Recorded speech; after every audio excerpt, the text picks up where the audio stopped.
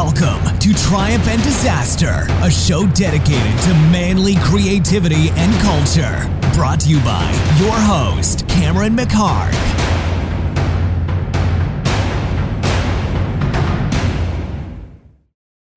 Hey guys, how's it going? This is Cameron McHarg. We're back for another episode of Triumph and Disaster after a little time off. So I want to get to that in just 1 second. This week I have Derrick Peltz as my guest, and he is a chef, among other things. He was also a pro baseball prospect, and he's a professional drummer. Just a really badass, cool guy. Really cool guy. I don't know if you saw MasterChef on Fox, but he was a runner-up winner. If you just Google his name, Derrick Peltz, it's Derrick Peltz, you'll see that everybody basically thought he was robbed. But yeah, he was a runner-up with Gordan Ramsay on that show, and we have a really cool talk. I'll talk about that a little bit in just a minute, but first I just wanted to talk a little bit about why I've been gone for a little while. And you know, I don't talk a lot about myself on the show. I don't do podcasts that are very often that are just me. I don't really like to toot my own horn or listen to my own voice or make it about me in any way. But we talk about this a little bit in the conversation too. So long story short, last month, I guess it was 1 month exactly ago today. Today I'm recording this on October 22nd, and this happened September 22nd, early in the morning. So my girlfriend got hurt really bad. I can't say what happened, but there was an emergency situation, and that led to her having to jump out of her apartment window basically to save herself, and she got really hurt. She shattered her both heels. They both had to get surgically repaired, and broke bones in her hands, compression fracture in one of her vertebrae. And I had to give everything up to take care of her. So I'm basically her 24-hour living caretaker, among other things. And wow, this has really been something. I've never, I don't have kids. I've never had any real responsibilities outside of myself before, and this perspective that it's given me has really been something. I could probably do a whole show on it, but I just wanted to touch on it for a minute. First, just to explain why I've been gone, but also what it's done for me. It's, the support that we've gotten.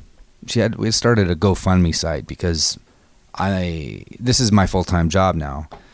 Not the podcast, taking care of her. So, once in a while I'm able to, maybe have an hour to myself, and I'm able to actually, have a conversation with somebody and get this thing out there. But for the next at least several months, it might not be as often as it was before.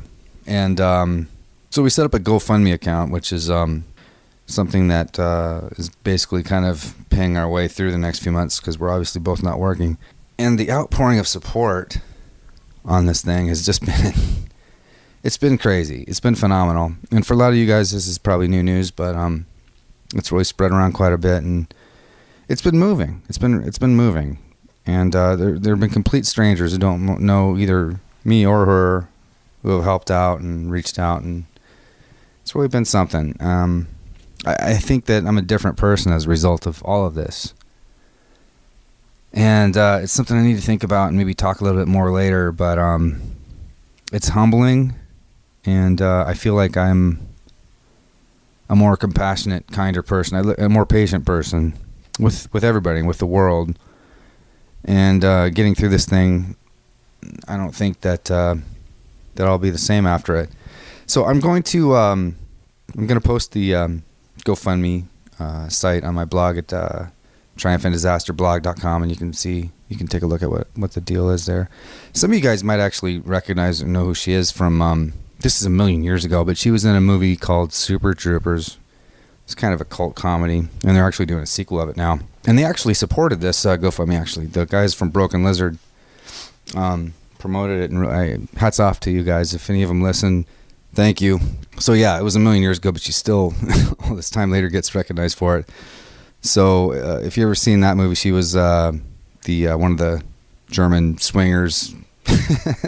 There's a married German couple that gets pulled over in a Porsche, and it's kind of this whole thing. So if you've seen it, you know what it is. And she's a photographer, and Anyway, we talk about it a little more later, but I'll post everything on the blog. But long story short, that's why I've been gone for so long, and I may not be able to get as many podcasts out as I have before. I'm going to do my best to see if I can get one out every couple weeks or so, but we'll see what we can do. And I thank you. I thank you for your patience, and for all you guys who have who've already reached out to me or shared this thing or donated in any way. I really appreciate it. And if you like the show and you want me to keep it going here, like I said, it's going to be a little bit more difficult, but you can leave something on my PayPal at triumphantdisasterblog.com if you like, and it'll just help me to keep going. And, if everything goes well, we'll be through this by early next year, early in 2017, and everything will be normal again. So that's all. I just wanted to take this episode to talk about that a little bit, and feel free to email me and reach out if you'd like for about this or about anything else at triumphantdisasterblog@gmail.com. And so back again, real quick on Derrick Peltz. I fucking love this talk. We talk a lot about some things that meant a lot to me and actually kind of coincided oddly with my life about dealing with the ego and humility and setting the ego aside and the importance of that. And about mentors, about not doing things for free, about the power of saying no. It was just a really cool talk. He's a super cool guy, and he's a winner, and he's a creative guy, and he does all kinds of different things, and I thought he was a perfect guest for the show, and no, here we go. Derrick Peltz. Thanks, guys. Triumph and Disaster. So I have Derrick here, and man, so you got your headshots taken. I'm just going to, because I think I'm doing this first, and then after I do this, I do like a little introduction, a little outro thing. And in the intro, I will probably mention the fact that, because I've been on a little hiatus, and you know why. Yeah. Kind of know why. Yeah, sort of. So, long story short, so my girlfriend got hurt pretty bad. She had to jump out of her apartment. There was an emergency situation. She got hurt. So that's all we'll say. And then we've been talking for a while. We were going to do this a while back, but this happened. And then, so she did your headshots and she did my headshots and my fiance's headshots. And your fiance's. Yeah. What does your fiance do? She is a commercial actor. She does theatrical as well. And then she also teaches martial arts. So. Wow. Yeah. Okay. So, so my girlfriend, I'll say her name. Her name is Maria Tornberg. Yeah. And I'll actually put something on the blog on this one. I have to, you guys. This is kind of a big event in my life, so this is a hardcore thing. I'm not going to talk about it too much more than this, but she did your headshots. This is my little segue, by the way. Yeah. So why did she take your headshots? Like, what's your deal? Well, I was in like kind of a transitional period, and I've been playing drums since I was 16, touring with rock bands, pop bands. And upon meeting Kim, I thought, maybe I could like give this commercial acting world a shot, because I watched Kim land a Walgreens commercial, and it was like, oh man, like that's a good deal. Yeah, it is. They pay well. So I don't know how I found Maria, but I somehow came across her from a friend of a friend on Facebook, and Maria was running a deal, and so I just went, and like I love the photos she landed of me, and when I showed Kim, she was like, oh, I need to shoot with her, and I was like, yeah, awesome. So I don't know. I mean, I haven't really booked anything from them, because then all of a sudden, shortly after, I got this wild hair up my ass to email MasterChef, and the rest is history. So, oh shit. So see, I thought this came after MasterChef. Oh, the headshots came. Yeah, no, they were before. And it was like some sort of a promotion. Well, okay, so this is what I was kind of segueing into. So I assumed it had to do something with that. Yeah, I'm just talking to you like as if nobody knows who you are or what you've done. Yeah. So what's the deal with MasterChef? So you were a drummer.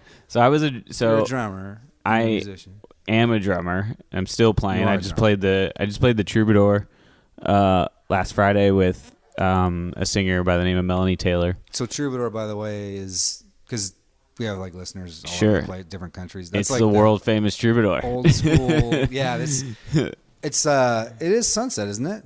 No, it's on Santa Monica. Santa Monica. And Dahoney. Yeah. But it's like one of the oldest, like most established, like biggest It was awesome. clubs Yeah. for live music in Hollywood, basically. It's cool. So- It's really cool. Some legends, if the walls could speak. Yeah. So I just played there last Friday. It's a really great show. It was a album release party. But I was playing drums for a female pop group that had me on salary. Like, it was the best drum gig I had landed. We were playing like the Kiss FM shows. We were talking about, getting a tour together and trying to be an opening act for another like big group. And I don't know, I've always cooked for like friends and, girlfriends and, obviously now my fiance eats really well. Yeah. But I would cook for all these people and they're all like, this is so good. You need a restaurant. I'm like, no, I don't need a restaurant. And then finally it was like, you should go on a cooking show.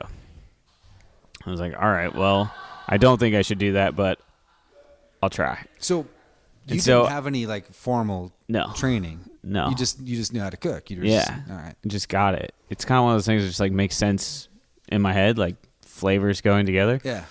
And so I emailed MasterChef out of the blue, and I got a phone call 20 minutes later.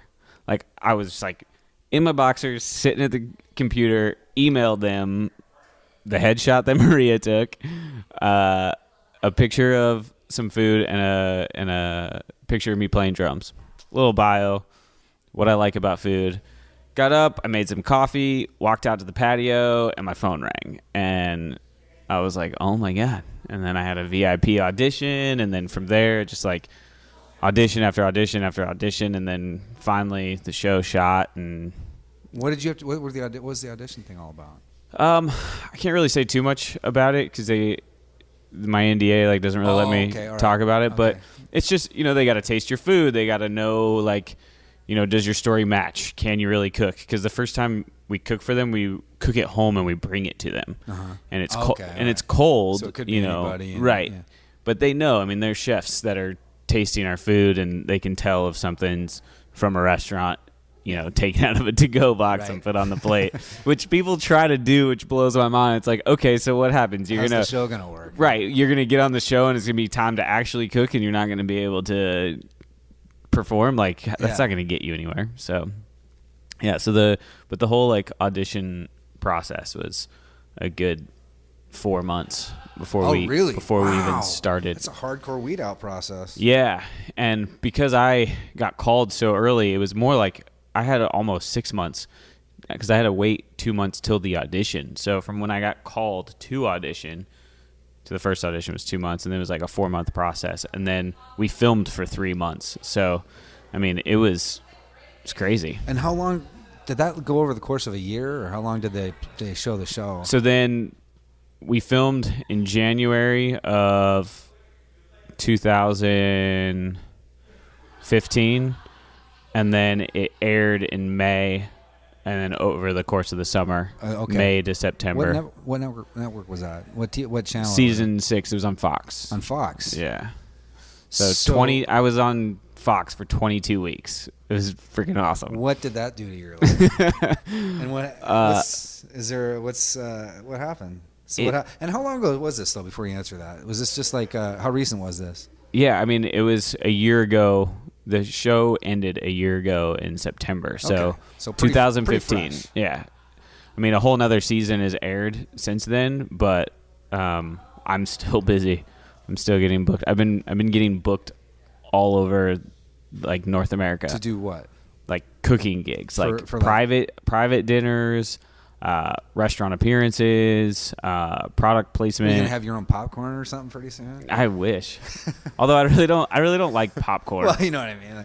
With spaghetti sauce or I don't know, whatever. I'm working on trying to figure out like that next step right now, because I've been traveling so much that like I want to have a place where I can be creative and people can come to me, but at the same time, like, a restaurant here in California is super expensive, so I couldn't do that on my own. I would need investors and stuff. So as of right now, just still traveling and doing like private dinners. And so like next month I'm doing I'm doing a mansion party in Las Vegas. Yeah. And it's like 30 people, and I'm just cooking like a 5-course dinner in this. It's literally a 32-bedroom mansion in Las Vegas.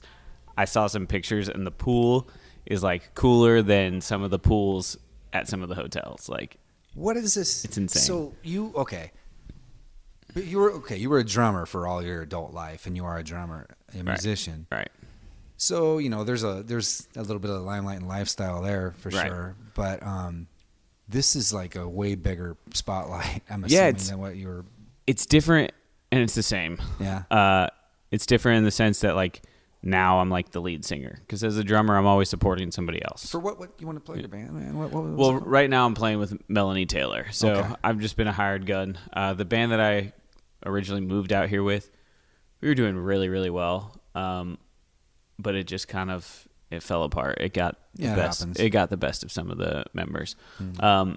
So right now I'm playing with Melanie Taylor, and she's awesome. She's really great and a lot of fun and works so hard. So hopefully this album does well and it takes off, and there'll be more music touring. But yeah, like I went from being the support to now being like the lead singer, and I walk in the room, it's about what I'm about to do in the kitchen, and people are fascinated by it. And so I think that's cool.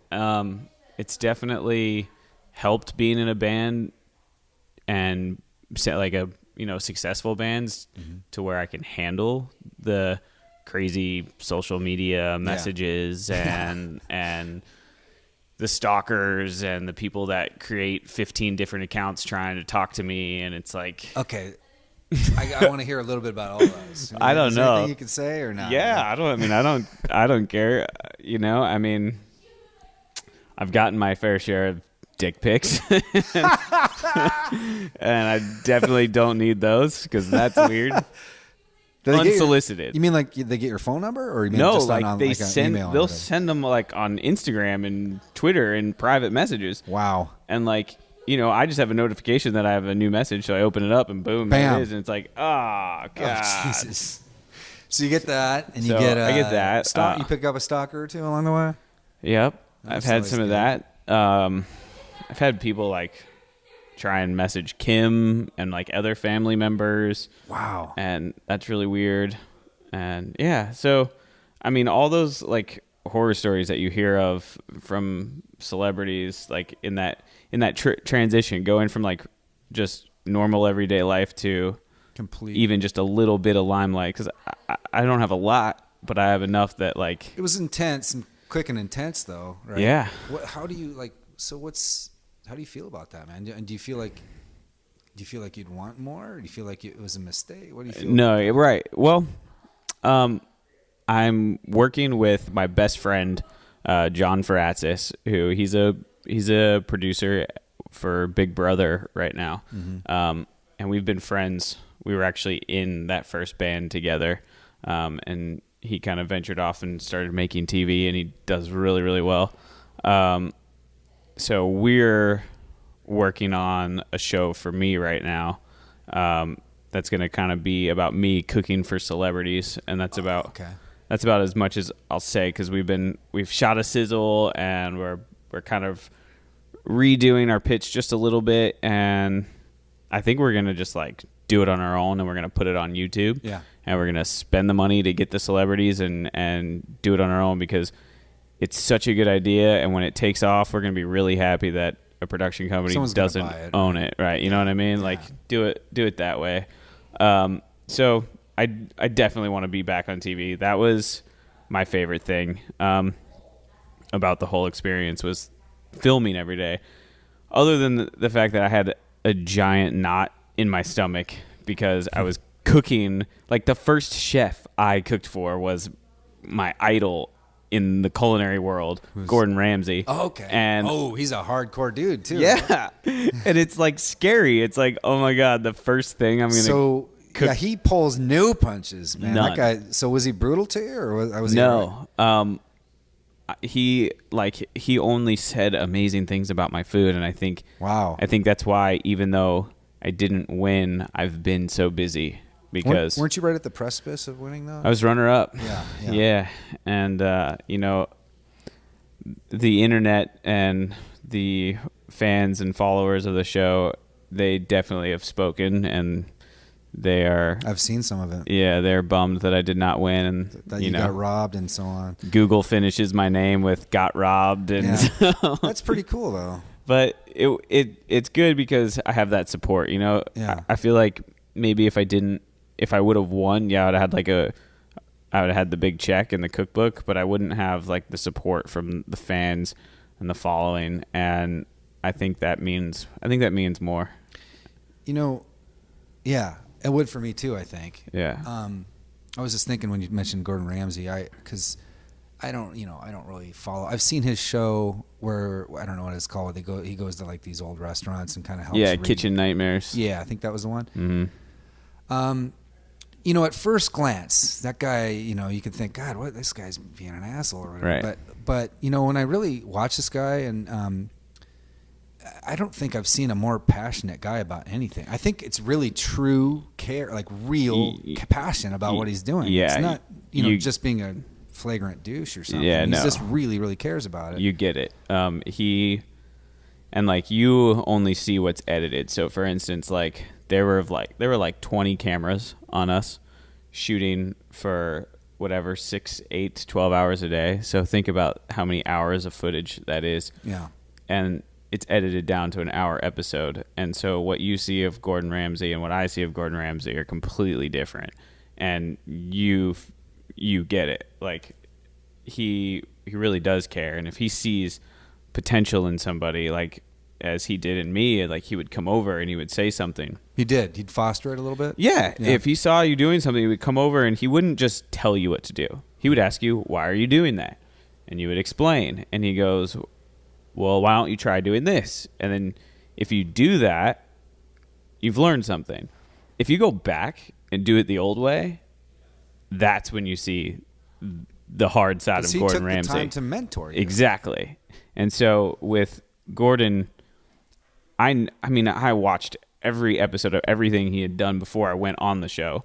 1, 2, like I knew from a production standpoint that Gordan Ramsay isn't the only one that I have to please. Like we have handlers that are taking us from our hotel room to the bus. We have a driver that's taking us from the hotel to the studio, and all these people have to deal with us day in and day out. We have a catering company that's getting up at the fucking crack of dawn to make sure we have food on set for us to eat before we go cook. And we have hair and makeup that is there ready and waiting, and the directors are like putting pressure on to get through a cast of 20 before 8 a.m. and so we can hit the stage. And it was like from my music career, knowing that there's more behind the scenes than what everyone sees, I was so patient and so grateful for everyone that was around that it really helped when I was, standing in front of Gordan Ramsay and he's giving me direction. It's like, I got to take that. And then if he says something that I don't agree with or don't like, I got to shut up and just listen, because this is his show. This is his house. This is his, castle. And he got to where he is for a reason. So it was really challenging to like take advice and go, okay, I did this for a creative reason. Like I wanted this on the plate for a certain reason. Yeah. It's not just haphazard. Right. And he's telling me that I should have done it differently because of edibility or whatever. And so to like step out of my body and come around and stand in his shoes and just like look at my plate a different way and learn and grow from that. That's completely just dropping your ego in order to improve yourself. So, and that's not always easy for everybody to do. Not at all. And so that was a big part of my strategy going in there. And I would watch like other contestants like argue, and it was just like, what are you doing? Just makes for good TV. It does. But man, so you actually were literally mentored by Gordan Ramsay. Yeah, for a good 3 months. So I mean, I still look back at it and go, man, that's crazy. But I'd do it again. I totally would do it again. Have you had other mentors in your life? I mean, not necessarily with maybe it is cooking. I don't know, but in any other way? Yeah, I mean, like my best friend John, who I mentioned, his dad is a 9-time Emmy Award-winning TV producer.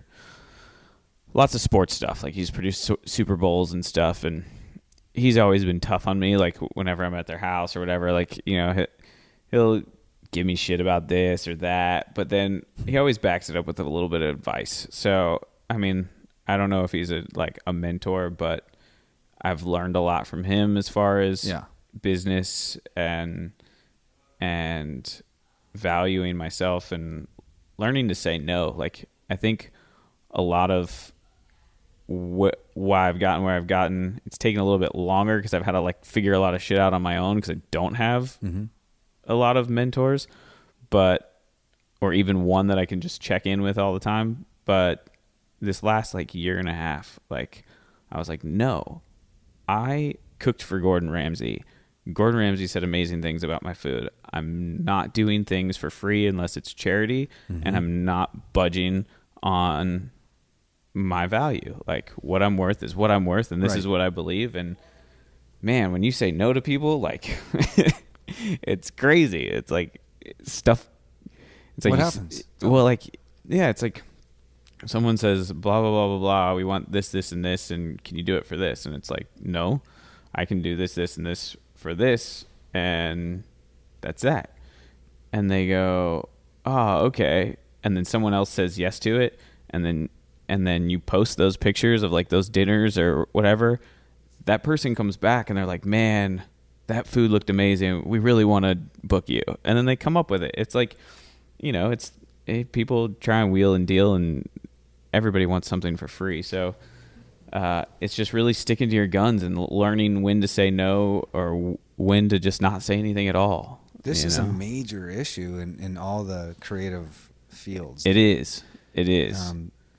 This is, not to bring it back to, but with Maria, my girl, she's a photographer, just so everybody, in case everybody didn't figure that out, and talks about this exact thing all the time. Yeah. Whether and I imagine this happens with anybody. Let's say if you're a doctor, people you're a friend and they're like, you want to check my back or whatever, or you're a lawyer and they ask for free advice or, I'm sure it happens in a lot of different fields, but creative fields especially, there's a certain weird lack of respect where people just feel like they don't have to pay you for whatever you do, and what you do, man, it's it has value, and I'm sure, I don't know if this happens with with your music or anything too, but it is a big deal, and it's kind of interesting that you're talking about that, about the certain liberation in saying no and power in it. Yeah. I mean, a lot of isn't there a famous quote an artist is worth more when they're dead or something like that? Yeah.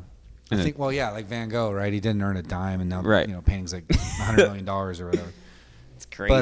But speaking of that, do you who's your favorite drummer? Do you have a favorite drummer? Yeah. Or drummers? I do.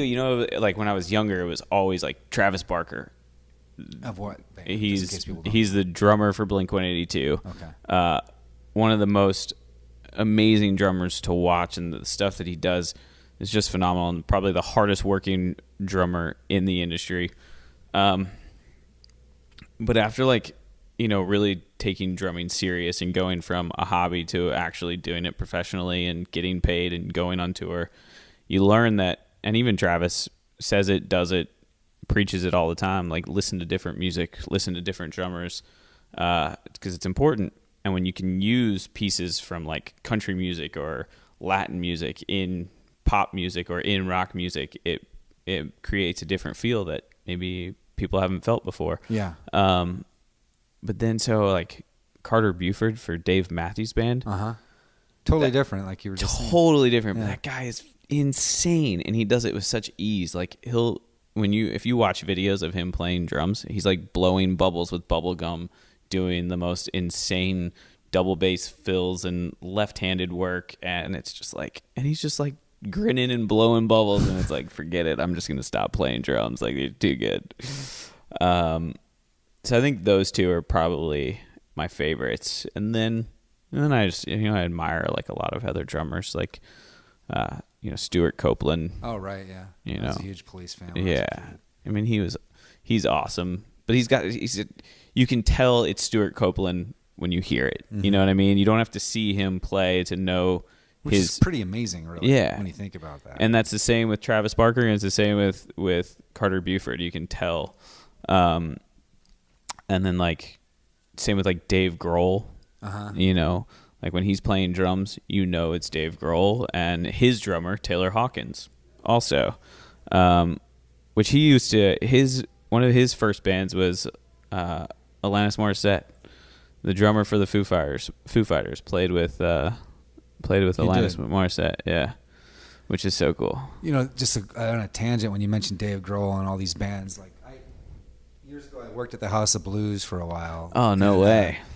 And which they're tearing down. Yeah, it's fucking awful. Which was my favorite venue. House of Blues. That was another big landmark on the Sunset Strip, actually, and like coolest green room area. Amazing. Like the Tupac backstage. Had his last show there. James Brown had his last show on that. How can they tear that down? It's disgusting. I think they're putting a hotel or something because Live Nation bought it. I don't. Yeah. I guess I shouldn't publicly rip on. But anyway, it became corporate, and then they sold it, and it's really sad, but. My time there was amazing to me because I saw so much shit that I would have never, ever paid to go see. Right. Of every different genre. Right. And I learned, like, dude, I would see, and it's still not something that I would maybe necessarily buy. Let's say an example of something. I can't think of anything specific, but like, I would see how it works. I would see how people are being affected. Right. And this back and forth thing that's happening between the fans and the music. Exactly. Yeah. And it was moving, dude. Yeah. And it's like, I get it. Yeah. I don't know you necessarily have to like it, though, but I got it. Right. And so I think that's kind of interesting and cool when you talk about these completely different drummers. Mm-hmm. And it made me think of you, too, when you say that. It's kind of similar, like this lack of... It takes a lack of ego, in a way. Yeah. I think, to actually be able to be open to things that are outside of your scope or whatever you're comfortable with or whatever you like or not like.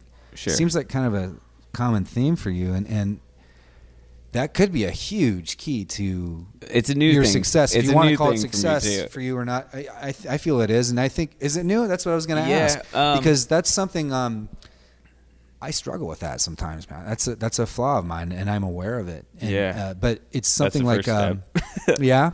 Well, when were you confronted with that, and how did that happen? It was hard, man, because it was almost like an intervention. In high school, I changed high schools 3 times before I landed at the high school that I was going to graduate from. And this was in freshman year, changed three high schools. So it was like social suicide. That's brutal. Social suicide. You don't move in high school. No. And I moved states, like from Colorado to Florida. And then when I got to Florida, I went to 2 different schools before landing where I needed to be. And when I got there, I didn't know anybody. I dressed different than everybody. You were the Footloose guy. And yeah. And like I showed up with shorts on. I was moving from Denver, Colorado. It's Florida. It's 95 degrees and humid. I went to school in shorts. I got sent home. They're like, you have to wear pants. I'm like, pants? Like, this is crazy. And so like that was awkward. So then I came back and before drums, I was baseball. I was sleep, breathe, baseball. What'd you play? Second base and catcher. Really? And I was always leadoff batter. And I was damn good. And if there's anything I do better than cooking and playing drums is baseball. Yeah. And when I showed up to spring training, the coach for the team, I mean, he played in the pros, so he treated it like very professional as far as like what we had to do to get on the team.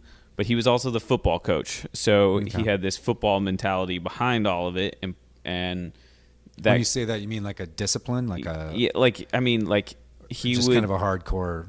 like if he wanted to, like some days he would make us run until we puked. Right. You know, and we weren't stopping until somebody puked. So it was okay, football mentality, or he'd literally kick you in the ass, or things like that. Which wasn't right. It was like it took away from the game, and later on, I think he got in a little trouble for it. But not that uncommon. Well, at least it didn't used to be. Yeah. Maybe now it's uncommon, but I got, I butt heads. I ended up butting heads with this coach because I didn't need to be coached. I was being scouted by a Colorado Rocky scout when I was in Colorado. No shit. And he told my parents, you need to move to a warmer climate so you can play year round. And so we moved back to Florida because that's where I'm originally from. So we moved back to Florida and we sought out this coach because he had been in the pros. And I mean, we were trying to set me up to go to the pros, or at least get into a good college and take that path. So in the time of butting heads with this coach, I went and tried out for varsity. I was like, I'm going to play varsity second base. The kid that was in my spot was older than me, but he was heavy, he was slow, and his dad bought the team the uniforms. Oh, and wow. I was like, whatever.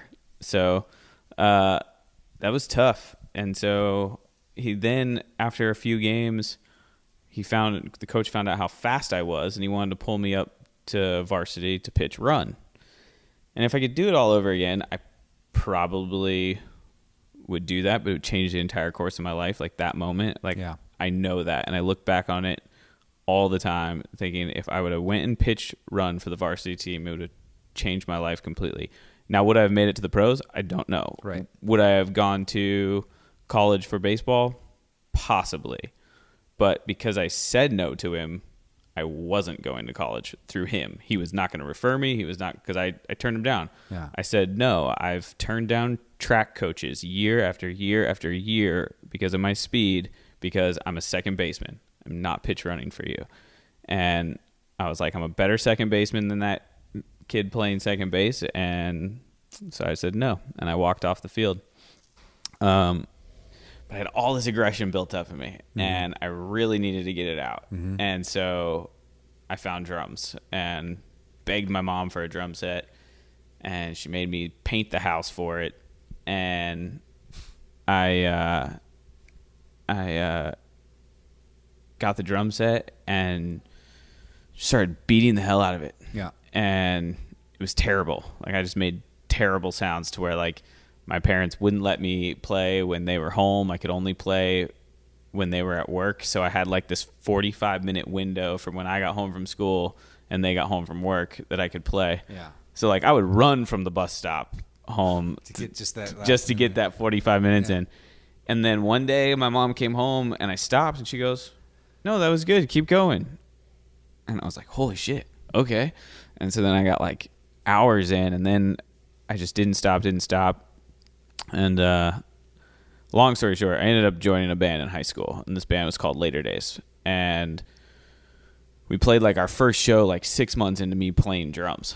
And so then I thought it was the coolest fucking thing I'd ever done, because 200 kids showed up to our show, because half of our band went to one high school and half of our band went to another high school. So we were getting more than any, kids, because we had this idea that we were going to split our band between two schools. And we did. We had so many kids show up, but we weren't that good, but we were the only kids playing our style of music. Everyone else was playing this like screamo stuff, and we were playing pop punk. We wanted to play Newfound Glory style music, and everyone else wanted to play like Thursday style music. So the girls were coming to watch us. Okay. And we were all attractive, like my guitar player and bass player, like, and I would play with my shirt off, and so it was working out for you. We were in it for chicks at this point. We didn't know we were going to end up like being top unsigned band on MySpace, and we didn't know that we were going to play Staples Center one day. We were just like in it for chicks. And so that's motivated many big things that's happened. Sure. In the world, Women make this world go round, let's be honest. Yeah. So after a while, and like all these shows where every show is 100 plus kids, and And it got to my head real quick. And we got to a point where we needed to make another record. And like I had, I just thought I was the best drummer in our town, and that, I was irreplaceable, and our band was going to be super famous, and I was going to be like the most known drummer in the world. And my band came to me one day in my house, because we were having practice at my house, and they were like, Derrick, you're not good at the drums, and you need to get better, and because we need to make a new record. Wow. And I was like, what? I was like, oh, because in my head I'm translating to, there's all these girls that want me because I play drums. So I must be good. Yeah. But it's not. They just like the fact that I have my shirt off and I'm sitting behind a drum kit. They're not listening. So I'm like, oh my God, that hurt. And so. But you took it in. Yeah. And so I was like, okay. And so we kind of had like a little hiatus, and I went and grabbed like all my favorite records, and I just put them in, and I tried to play along to them till I got to the point where I could play everything. And one record that I remember playing along to was Paramore's Riot album, and it was one of the newer records that was very drum focused for our genre, and it was produced by a guy named David Bendith, and he made these drums sound amazing. And it's one of those situations where it's like, a David Bendith record based on the drum sounds. Okay. Same with like John Feldman. A John Feldman record. He's done The Used. He's done he's even worked with like Ashley Simpson and Pink, and but when you hear his songs, they're his. So I listened to all these records and played along to them. And then I came back and I was like, all right, I'm ready to write the album.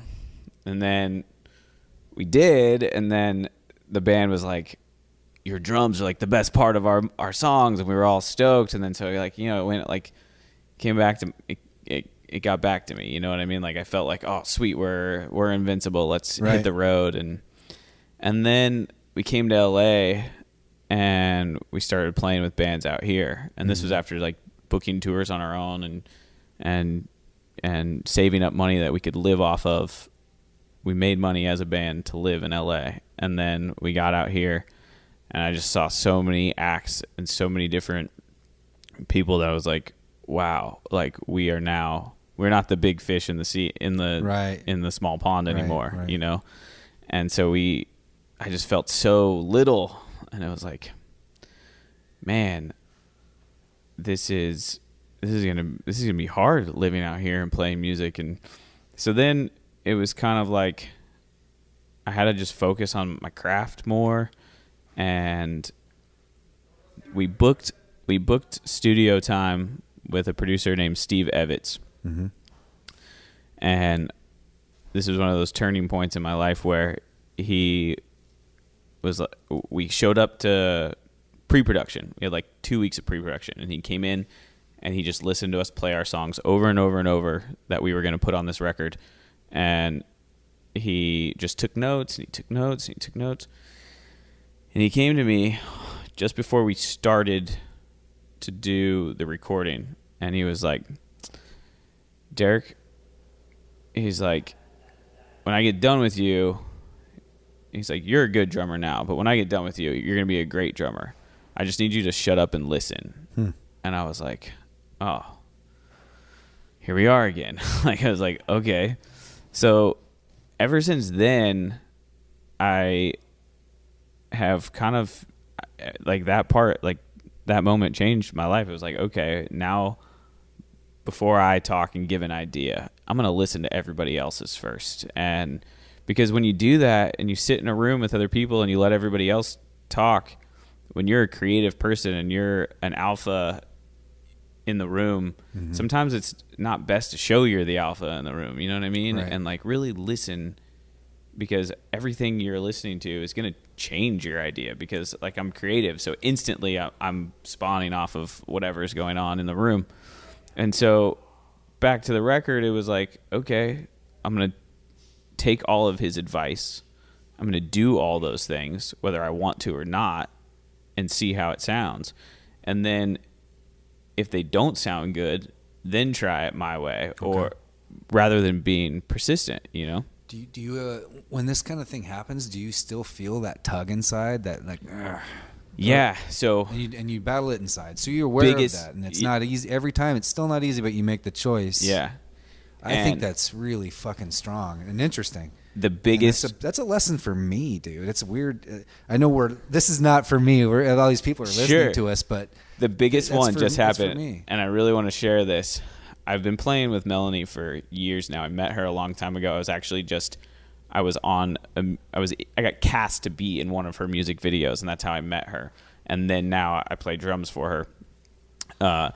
But for the last year, we've been playing along the tracks, but there's still stuff in the tracks that needs to be taken out, and that's music lingo. But finally, she found a band director that she wanted us to work with. And this band director was going to meet us at rehearsal on Tuesday, and we had rehearsal Tuesday, Wednesday, and then we were playing her CD release party Friday. Mm-hmm. So in my mind, there's not a lot of time to change stuff. We have to just make sure we're tight and play the show. And I show up to the first rehearsal, and we start playing the first song, and we're 30 seconds in, and the band director stops, and he goes, "You're off." And I'm like, "How am I off? I have a click track." Mm-hmm. He's like, "You're off." I was like, "Okay." And he goes, "And I don't want you to play it like that." He's like, "That song should never be played like that." And I was like, "Wow. Okay, hold on." Because I wanted to be like, "Dude, who are you to tell me that this song shouldn't be played like this, because it's artist interpretation, because we're playing along to a track that doesn't even have real drums in it. So what do you mean?" But I was like, I had to tell myself, I don't know you. You don't know me. You very well could be a distant cousin of the Jackson family or something. You know what I mean? And that's what I've learned in LA is everybody knows somebody. When you get past the shifting through shit level and you get to real people that do real things, everybody knows somebody. Yeah. And you don't want to, you don't want to have an ego. You don't want to show those colors. You have to pretend everybody is somebody. So I don't know this guy. I don't know what he's done. I just know that Melanie has said he's a band director and he's here today to help us with our songs. Cool. So he goes, "This is what I want you to play." And he comes over and he unplugs my headphones, plugs in his headphones, and sits down at my drum kit and starts playing. And then he stops and he's says to the guy that's running the computer that did all the tracks, he's like, "The click track's not right." Mm-hmm. He's like, "It's off." And then he looked at me, he's like, "It's not your fault." And so then we get the click track fixed. So now it's back on. So now I'm playing to that. And then every song, every measure, he was changing something. Mm-hmm. And I had to sit there and just take it. And when we got done, we were a completely different band. And did I agree with everything? No. Mm-hmm. But I was like, this is not about me. This is Melanie's concert. This is Melanie's CD release party. If this is what she wants and this is what this guy wants, then I have to do it or I have to leave. And I don't want to leave because I've been here too long. But man, I tell you what, if I would have met that guy 10 years ago in that situation, I would have told him off. Yeah, I would have. But it's not it's not like you're caving in, or it's not like, you're not standing up for it's humility. And it's just being able to take in these ideas. Let me just hear this shit out and see if it works or if it doesn't. And maybe, it's a different thing. And change is hard for a lot of people. And this one's particularly hard. The ego situation is particularly difficult. Really hard for guys. I would probably for anyone, but I was especially for. I'm not going to say guy. Well, I will. I'll say for guys that are, like you said, that maybe tend to be a little bit on the alpha side, or I mean, and with the guy versus girl side of that, I feel like I feel like women are wired to be a little more patient because the motherly instinct, you know, and communicate better. They're just, yeah. I'll just say this: guys tend to have that problem more than women. Yeah, and it's a problem. It can be. Yeah, it can be. There's sometimes where, but I mean, there's a difference between standing up for what you believe in. Exactly. Right? I mean, or having an ego. Exactly. Right. And so, as much as like and there were even parts where I truly believed that the song should be played a different way, where he was changing it. I went with it, and then when you go with change sometimes, and you let change happen, which I did in this situation, we ended up playing one of the best shows we ever played, and I felt so good at the end of it that I was able to just shut up and listen, do what this guy wanted, and then we all grew from it. And it was hard because it was like, especially with the last year and a half, with so much change that I've had, that to have more change on something that I've been comfortable with the way that it's been, and then like right there, even saying that I've been comfortable. You don't ever want to be comfortable in a creative situation. You just don't, because when you're stagnation. Yeah, when you're comfortable, you're stagnant. So, man, it was cool. It was a cool experience. So are you aware? Are you of the moment of your how your life was before you have this little shift and where you are now? Have you ever thought about that? I mean, do you ever attribute this change of attitude and how that's affected your life? Man, because it seems like look where you were then. It's not like it wasn't bad, but look where you are now as a result of that. I always look back at that moment with the baseball coach where I said I wouldn't pitch run for him because ego got in the way there. Yeah, and it was ego for both of us. The reason I wasn't starting second baseman was his ego, and then the reason I wasn't on varsity was also yours. Was my ego. Yeah. And so I look back on that, like that was ego got in the way there. When I don't let it get in the way, like there's a different outcome, you know.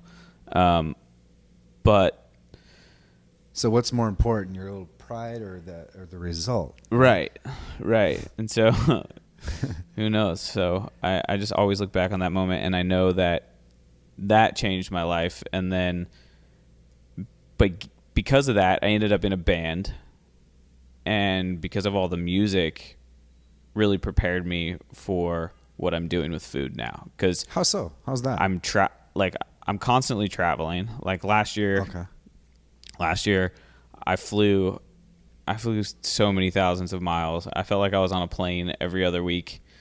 But you're a rock star in the kitchen now. Exactly. And so, like, people, they dubbed me that on the show. I was the rock and roll chef, and I'm trying to keep that up, And so, like, in the next few months, I'm going to Vegas in a couple weeks to cook a mansion party. 2 weeks later, I'm on a plane to Florida to cook a 50-person private dinner at a country club, 5 courses, and then I come back and I got 2 more gigs in Atlanta, and so you're booked like a rock star. Yeah, so it is definitely like chefs are the new rock stars, man. It's true.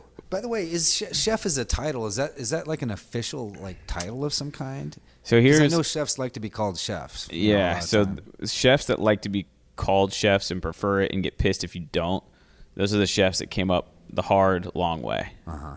They went through all the schooling. They went through the very bottom up.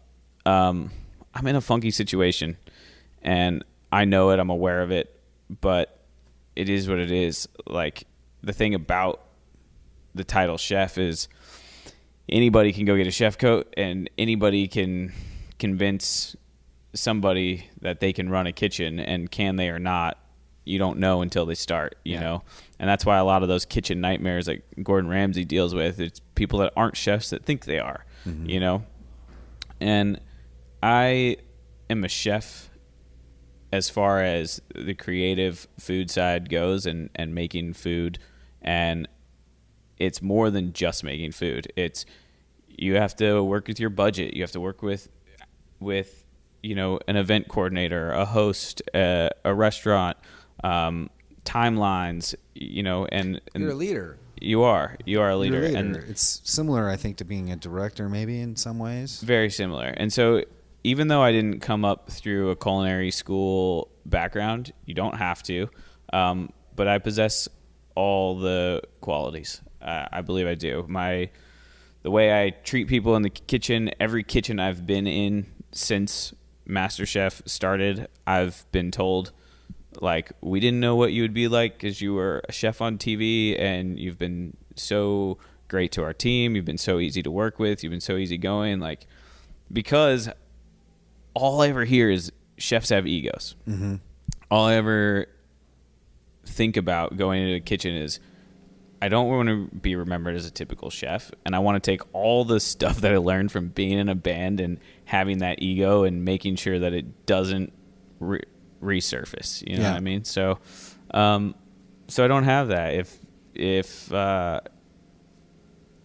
in the day that I do, I don't want to do it anymore, I guess. But but chefs are the new rock stars, and it's a lot of fun. Do you take like, do you try to do anything to, you were talking about listening to different kinds of music, for example. Yeah. Do you do anything in the culinary world to sort of expose yourself to different things? Or do you feel like you have a certain, thing? Yeah, I don't know. I know where you're going. Do you know what I mean? Like, I don't know, maybe I'll go back to a filmmaker. Like, maybe there's a certain... Right. You know, Scorsese does Scorsese right. movies. And so do you have an identity, a character that or do you want to expand on that in some way? Or? Yeah. So people know from MasterChef about my ability to put food on a plate. Like, I make it look very visually appealing. And so that's kind of like what I've been known for, is the creative, artistic side. But pushing myself, and what every chef has to do, is depth of flavor. And it's really like, you know, when Gordan would talk to us sometimes about hiding flavors in a dish, where you don't see that flavor, or you don't expect that flavor, but then when you eat it, it's like a surprise, you know, and you want to create that. And the only way to create that is really getting depth. And so that's where it's a challenge not having a restaurant, because like if we're talking about doing like a veal demi glaze, that's a 15 plus hour project. You know, you have to, you gotta right. And what, like, a lot of people don't understand that. It's like, you actually have to let a stove run overnight, and you gotta go home and know that your kitchen, that's why like these kitchens have these huge hood systems and all these like safety things, so like you can leave a pot on overnight, go home, come back, and your stock has reduced down. I did that with a bone broth once, right, for 24 hours. Exactly. So that's how it starts. You got to start with a mirepoix, and then from there you have to have your bones in there of whatever, like if you want veal or if you want chicken or beef or whatever, and then you got to let that reduce for hours. And then when you get it down to a glaze, it's like you started with a stock pot with like gallons. And you get ounces, you know what I mean? And so that part is hard, like for when I do like private chef gigs, like I can't I can't stay at their house. I'm like, this sauce that I put on your plate, I got to be at your house for 2 days. Don't mind me. So luckily there are ways out there to get like demi glazes already reduced down for you, and then I mess with them, you know, I make them my own. So luckily there are chef resources out there that have done some of that hard work for you, but I still know how to do it. And so I'm okay cutting a corner as long as I know that I can do it, and that cutting the corner is an absolute necessity. You know what I mean? Like I don't just cut the corner to do it. Right. So that's important. That's really important. But yeah, I mean, I'm certainly always trying to push myself, but it's not like with drums. It's like I have my drum kit, and if I want to teach myself a different beat or a different style of music, it's just time. Yeah. With food, it's resources. I gotta buy the food, and I gotta buy special equipment, and you never nail it the first time. And if you do, guess what? In like 5 times, it's not going to work and you're not going to know why. Right. So it's better to mess up a couple times and really understand how to get to a end result. And so You're like kind of an alchemist. Yeah. I mean, you know, so like I'm going to do for this Vegas one. I'm working on in the show I did it too. I did an ISI cake, which there's a outstanding chef that came up with this idea, but you can make a cake. You can make a sponge cake in the microwave in 30 seconds using a whipped cream can. And so you have to put the batter in and charge the whipped cream can, and then you spray the batter into a wax paper cup, and you cut the edges so steam can go out, and you put it in the microwave. What? And then 30 seconds later, you have this perfect sponge cake, and you peel it apart, and it looks really cool. And so I did that on the show, but I did it on the show to save time because I wanted to bake something, but we only had an hour. Okay. And in my dessert, I was molding chocolate. You're doing other stuff. Yeah. I was doing a ton of stuff, but like I was tempering chocolate, molding it. I had made molds because they didn't have molds in the shape that I wanted the chocolate to be. So I made a mold all in this hour, and still I needed to make a cake and a lemon mousse and a raspberry sauce and spin sugar. And so I wanted to do it all, and I wanted to show that I could put all these dessert techniques into one dessert and do it under an hour, and I did. And the ISI cake that I was doing ended up costing me more time than it was supposed to save me. But, and Gordan was like, why didn't you just move on? And I was like, because I didn't want to give up, and I got every element on the plate, so that mattered to me. And at that point, like, I didn't, like, in that moment, I didn't care if I won anymore. It was like, I need to make this dessert. Yeah. And I did. I get that, dude. I get that. I understand what you mean. I get it totally. So that might have been a little like ego, but it was inside. It wasn't like me shouting like, "Oh, I can do this. I can do this." It was like, I'm just not giving up. Yeah. I do get it. I think I admire that quality actually. So I have to buy an ISI gun this week, and I also have to buy a smoking gun because 2 of my dishes, I need those things. And so that's like $300. Yeah, it's not like you're breaking out a pad and a pen or something. Right. And you're gonna write a poem or something. You take some shit. The tools are expensive, and so yeah, when you want to push yourself in the culinary world, it's expensive. So when you look at the guys that have done a lot of stuff, they've spent a lot of money to get there. Yeah. But fortunately for me, I looked at it like some of these guys go to culinary school and they spend $25,000, $30,000, $60,000 depending on what they're going for, and they come out and they got to go in a restaurant and start in the same place. They got to start as a line cook and go to saute and then go to the grill and go to proteins, and then maybe they can run the pass, and then it's like it takes years, years and years and years. That's why they want to be called their title, right? Right. Yeah. But I read a book from a very well-known chef. He said, go to a restaurant, go through all the steps, and then go to culinary school. Because you'll be so much faster. You'll have all the knowledge of the basic and even above basic things in culinary school. And then you'll get to absorb so much more from your teacher because you'll already have an understanding. And so it kind of is kind of backwards. And that's why there's quite a few chefs that are world famous that never went to, Gordan Ramsay didn't go to culinary school. Just came up ground up. Yeah.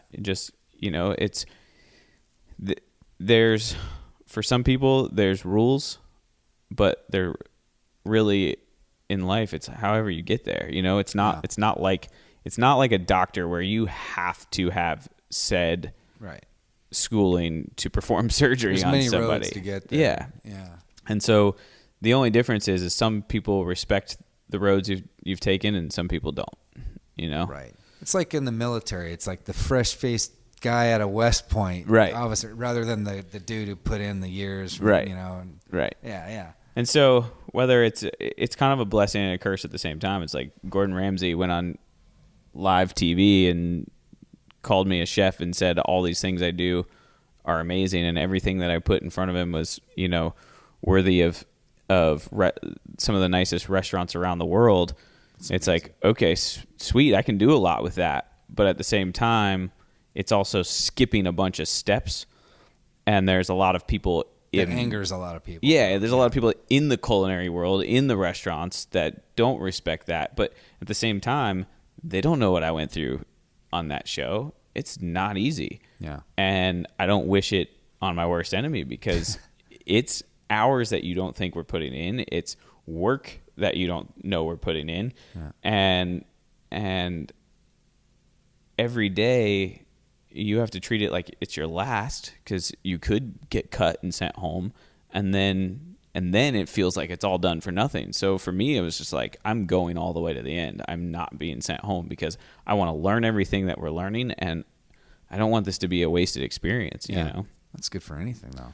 So I just went hard every day, but people don't know, like, it's 4:00 in the morning. We're getting a piece of paper shoved under our door telling us what outfit to be in and what time to be down in the lobby.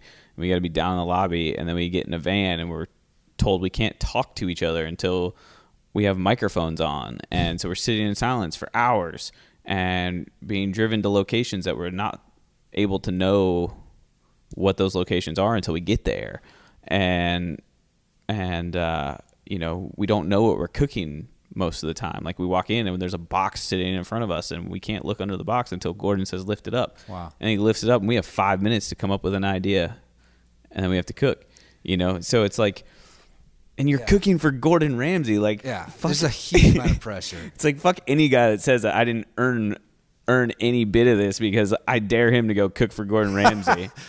If anybody doesn't know this guy, I'll post some harsh video of him on the blog, so they get a taste of how he can be. We're actually around an hour, so I wanted to. This flew actually for me. I'm a talker, man. No, it's great. I fucking love this. I really love this talk. But before we wrap it up, I was wondering if a couple things. If there's anything maybe you thought I might ask you about or talk about that you wanted to touch on, and if you have anything that. I don't know, websites or anything that whether it's your band or whatever else. Yeah, I mean, things you want to talk about real quick. Honestly, if anyone wants to try my food, doesn't matter where you are in the world, we can work it out. My email is booking@derrickpeltz.com. Second, I think that when you let things go to the universe and just let the universe take over, it comes back in the weirdest ways. And for instance, this last week has just been really, there's been a lot of change, and it was all just I was in my head about some things, and I was like, you know what? I'm just going to let it be and see what happens, and think the right things happen. But in this situation, the fact that you and I know Maria is crazy that you're sitting here, and I think it's part of why you're sitting here, and that you don't know the half of it, man. I know. I don't want to interrupt you, but you're right. Everything that we're talking. I'm sorry. Go ahead. You're right. And so I should have saved this for after you're talking here. Everything does happen for a reason, and you just have to trust that it will happen. So, I think if anyone can also, go to Maria's GoFundMe, you should. Nice, man. I'll put that on there. Yeah, you should plug that. I'm going to continue to share it. Kim and I put in some money the other day, so. Thank you. So crazy. It's just crazy that there's that connection. So, but you're right, though. I mean, before we go, there's a difference between surrender and giving up. A big difference. Yeah. And I think you're talking about surrendering when you say letting it go. Yeah. That's not giving up. No, not giving up. It's a trust, I guess. Right. It's turning over to something bigger than yourself. Right. If you're trying to force something to happen, stop. The right things that are supposed to happen will happen with ease, and until you can accept that, that was hard for me, because I was always another ego thing. Right. I was always brought up, work hard for what you want, and then it was no, I need to work smart for what I want. Right. And when things started happening easily, it was like, no, that's how it's supposed to work.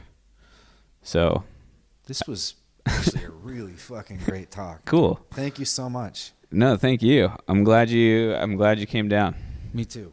All right. So any website or anything we were going? DerrickPeltz.com is my website. I'm about to revamp it and just put up tour dates for music and food, and booking at DerrickPeltz.com. My Instagram is Chef Derrick Peltz. You can see all my tasty food there, and it'll probably make you hungry. And then my Facebook is the same, Chef Derrick Peltz. So that's about it. Thanks, man. Yeah. Good talk. So that was Derrick Peltz, you guys. I hope you guys enjoyed that talk as much as I did. I actually am lucky enough to have been invited by him for dinner over with his fiance sometime. So I'm really stoked about that. I'll let you guys know how that goes. I'll probably post the photo of it on the Triumphant Disaster Instagram when that happens. So yeah, he obviously super sharp guy, really, really smart, really focused, really cool guy. So glad that I got a chance to have this conversation with him. And got a few more cool guys coming up in the near future. And like I said, be patient with me. It might be a little bit fewer and further between. I'll try to get one out at least every couple weeks. And anything that we talked about, as usual, if you just go to triumphantdisasterblog.com, you'll be able to check out links for it. And we'll see you next week. Triumphant Disaster. Thanks, guys.